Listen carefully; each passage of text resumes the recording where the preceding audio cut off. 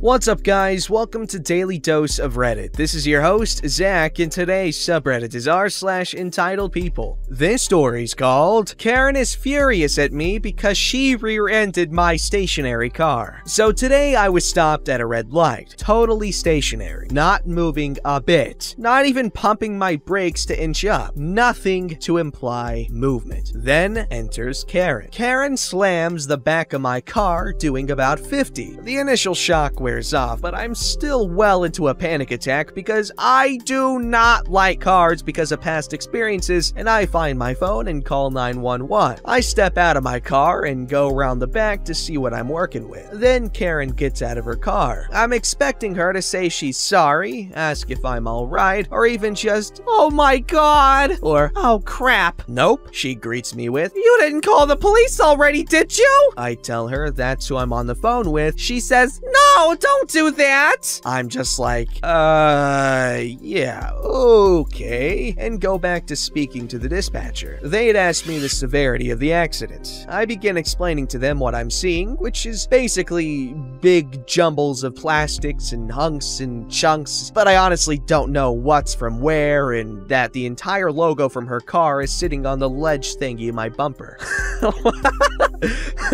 Karen apparently was upset that I was not upset about how badly she screwed herself. She starts screaming at me. "Look at my car! My car is worse! Look at how bad my car is!" I simply tell her, "Ma'am, you hit me!" She keeps on screaming, so I go sit back in my car. By the time the cops get there, my nose is bleeding, my chest hurts, and my head is pounding. They call out an ambulance because they think I'm severely injured, but in actuality, I just have chronic migraines and chronic nosebleeds, and having a panic attack will cause one. So the EMTs are checking me out, and I'm trying to explain that all the blood happened after the accident due to me panicking, and I'm fine, just sore and panicking. But they're concerned because my blood pressure is 178 over 167. As I'm speaking with the EMTs, I hear Karen complaining about how I don't need medical help, I'm fine, she didn't even hit me that hard, etc. And the cops trying to explain to her that they called an EMT because my nose was bleeding and they weren't sure if I had hit my head. She didn't say anything else, at least not that I could hear after that. Thankfully, my car is built like a brick, so it could probably be repaired with a plunger and a Sharpie.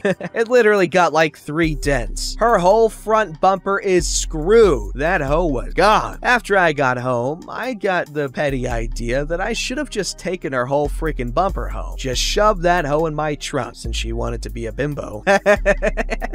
I like this story, it's funny.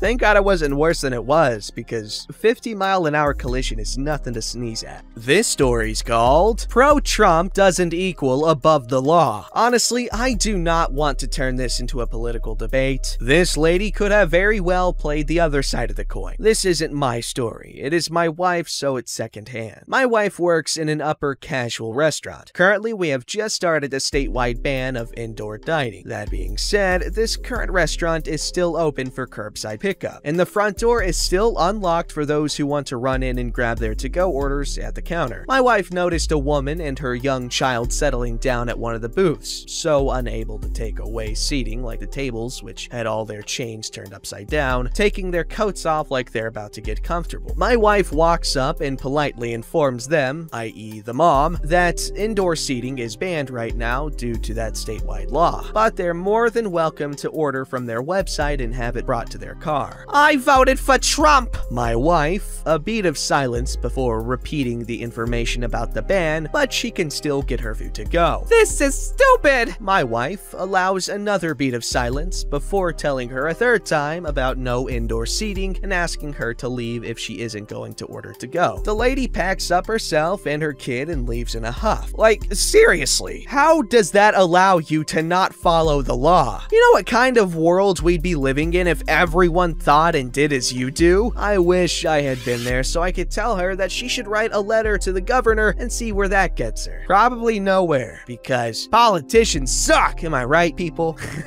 This story's called Karen Threatens to Scratch My Car Because I Stole Her Parking Spot. This happened about an hour ago. In the city where I live, it's really hard to find parking where you're allowed to park for longer than 3 hours. The only places you can park longer is in public parking garages, but you really need to be there before 8 a.m. because it fills up fairly quickly. I was a little late this morning, so the garage was kind of packed already. I prefer to park on the ground floor because I don't have to walk as long. I looked around for a while and actually found a single spot on the ground floor, but there was a car standing with the turn signal on just by the spot, like on the way to pull into the parking spot, but the person just stood there and was on the phone, not paying attention to me. I waited a few seconds because I don't want to be rude and snatch the spot in front of the person, but the lady in the car didn't notice me, so of course I took the spot. No reaction. Got out of the car, still no reaction. But just when I was about to leave, the lady in the car honked at me, which scared the crap out of me, and she rolled down her window. She didn't look like the typical Karen. She was in her late 30s and kind of good looking actually, until she started talking with her Karen voice. Here's the cast. Entitled lady. Me. Excuse me. I looked around confused, like I didn't understand if she was talking to me or someone else. Me? Who else, moron? You're the only one here stealing other people's parking spots. Excuse me? You know that these are public parking. There's no reserve parking spots. If it's occupied, then find another spot. But you saw that I was about to pull into that spot. No, you were on your phone for a solid 30 seconds and just stood there. But I was just answering a text and I had my blinker on. Just move your freaking car now. I need a spot on the ground floor. I have a hard time walking because I'm disabled. If you're disabled, then why aren't you parking in a handicap spot? The two by the entrance are free. But I don't have a permit for that, but that's beyond the point. Now move! If you don't have a permit, then you're probably not even disabled. That's none of your business! Why can't you just move the car? You're younger than me, so you would have an easier time walking from the second floor. I don't have time for this. I'll be late for work. I don't care. Leave then! By the way, I know which car's yours. Would be kind of unfortunate if something happened to it. Yes, she actually said that out loud. And now I know which idiot did it now that you told me. Then I proceeded to take out my phone and I walked closer and snapped a photo first of my car, where I was in the parking spot. Then I snapped a photo of Karen's car so you could see both the license plate and her face. This made her explode in rage and she got out of the car and started screaming at me that I assaulted her and that she was calling the police if I didn't delete the photo and move my car. Then I started running out of the parking garage and Karen actually ran after me. My office is really close to the park garage. It's like 200 meters. So I ran for the door and quickly got out my key and opened the door, and I just about closed the door in her face. I waved goodbye and smiled and headed up to the office. That was some good morning exercise, I would say.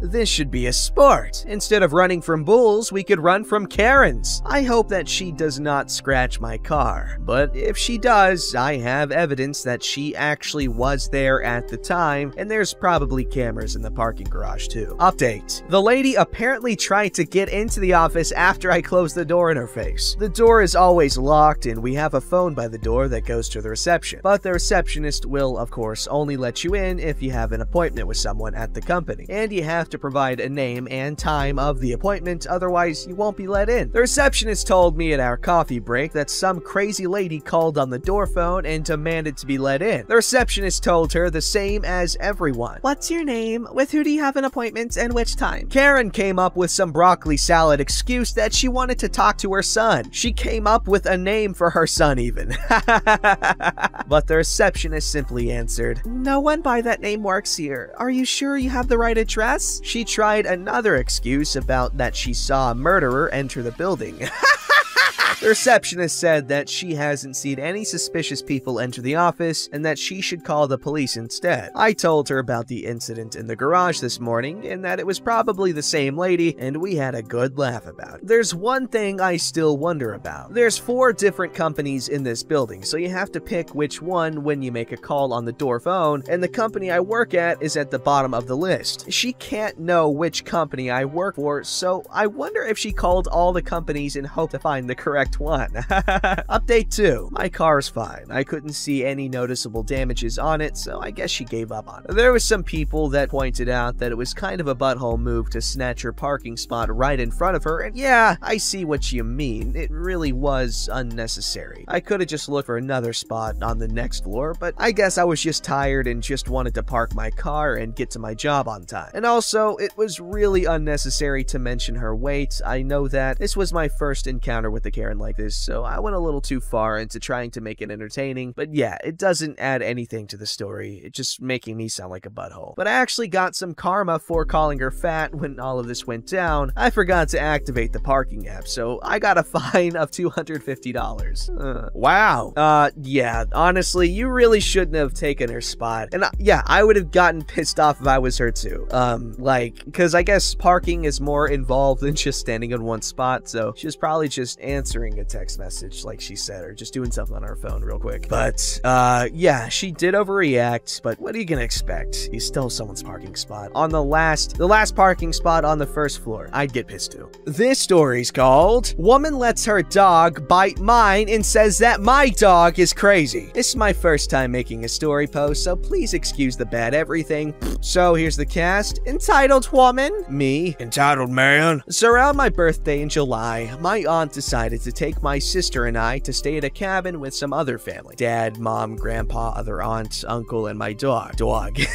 And we had a great time. That is, until the last day there. I was waiting for this day because it was the day we got to go to the lake. I have an overwhelming obsession with water that it's almost scary. And the lake had a dog section. I could take Kira, my pit lab. So we pack up all the toys, towels, and such, and we get in the car. We listen to 80s until we get there. I immediately jump out of the car, Kira's leash in hand, and start helping to unpack. We walk down the dirt path past a swing set with children on it. They wave at Kira and ask if they could pet her. I say yes, but to be careful because she likes to give kisses. They pet her and we go to find the dog section. We had a bit of trouble, but we eventually found it. We unpack and notice Entitled Woman is staring at Kira with a grossed out look. I'm confused, but ignore it. I take off Kira's collar and bandana so that all she has on is her harness. I walk over to the water and we meet a small schnauzer. They get along and we get in the water. We walk down the beach a bit and turn back to the table. When we get back, Entitled Woman is taking her toy poodle off its leash. So I walk over to a wooden fence post and tie her leash up, grab her food and water, and sit down with her in the water myself to look for rocks and shells. When I got back, I saw the toy poodle walking around our table, so I went over to tell Entitled Woman that she needed to keep her dog over with her so her dog would stop trying to get into our cooler. Well, I don't see what the big deal is. It's not like she's hurting anybody. Just don't touch her or you are going to be in big trouble. I asked her again if she would get her dog because it's trying to get into our cooler, and I restated that she said to not touch her dog, so that means she or someone would have to get it. She's fine. Look, even your gross pitbull likes her. I'm pissed at this point as she shoves her dog into Kira's face. Her dog snaps out and bites the top of Kira's head, causing her to yelp loudly and try to run away, but being stuck to the fence made her panic a bit. I kneeled down to try and calm her down, and that's when I saw the blood on the top of her head forming a large red spot in her fur. I start to panic, not knowing what to do, and I take her off the fence and start to leave, tears in my eyes, when her dog comes up to Kira again and tries to bite her. Entitled Woman runs up and grabs Kira by the scruff and holds her while Entitled Man gets their dog. Entitled Woman drops Kira onto the ground and ended up hurting Kira's paw. I grab her in my arms and start running back to the car. I can hear my family shouting at the couple. It all gets a bit hazy from there and it's hard to remember, but all I remember while I was running was watching the Entitled Woman screaming that I needed to put Kira down or just throw her in a shelter to rot like dirty pits all should. I'm just glad my baby girl is okay. She's still a bit scared around smaller dogs though. That's a horrible thing to happen. What goes through someone's head to make them think that that's okay to do? That's ridiculous. Don't forget to like, subscribe, and hit that bell to never miss an episode.